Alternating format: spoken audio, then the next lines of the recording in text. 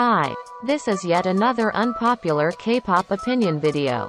Personally, I never get tired of them and have watched about 1,000, and you probably too. Let's go. I see no point in live stages. I think it's very ironic to say about a music industry, but obviously I don't mean that idols shouldn't sing live at all. I'm talking about stages from Mnet, Inkigayo, etc. The stages are hardly ever sang live. The best we get are pre-recorded vocals, although sometimes they literally play the original song like WTF. If you wanna see the choreo, watch the dance practice. The only thing that I actually watch is fancams lol.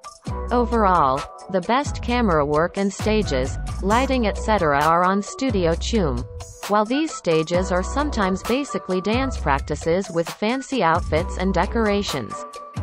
Of course, I'm not expecting these live stages to stop, but it's just really sad how repetitive and boring they've become. Music matters. Again, it's very unusual, but it seems like people have been forgetting what is the #1 factor for a group to success. Good music, including B-sides, is still the most crucial thing.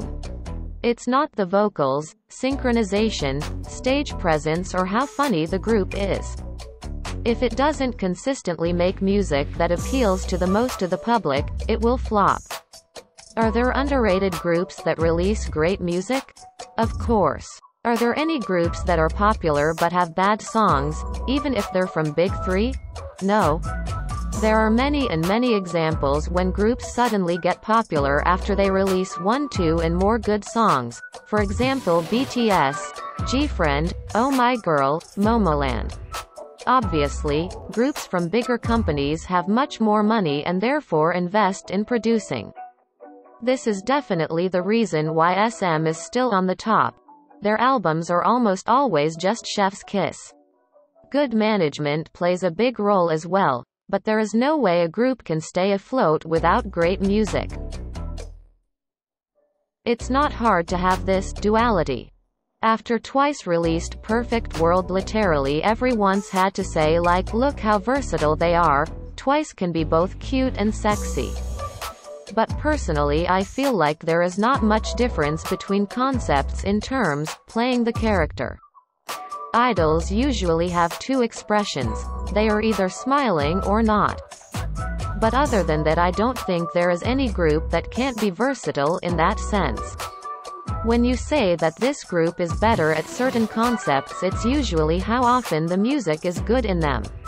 Also, of course, whether most of the group enjoys the concept or not, but let's be honest, in most companies nobody asks them and idols train to be able to pull any concept.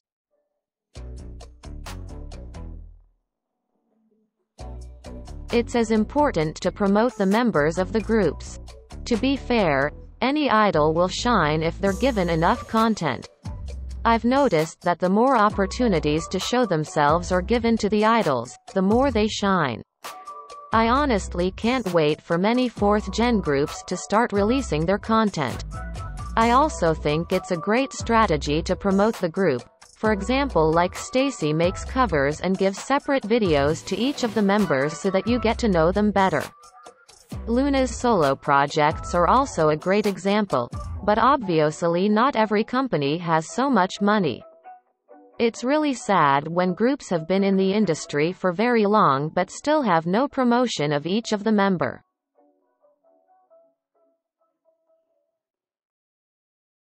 Don't expect Koreans to have Western values. As someone who comes not from a Western country, I find it really funny that Western audience expects Koreans to have their values.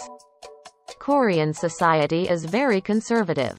And they're still really far from what America achieved in terms of, for example, tolerance to minorities, feminism, LGBTQ+ movement, etc. To be fair, most of the world doesn't care about cultural appropriation, body positivism and all these modern and liberal movements. Of course they're super important and need to be promoted, and K-pop idols must respect them if they want to have international fans, but let's be honest, Korean and Japanese fans are probably slightly important as of right now.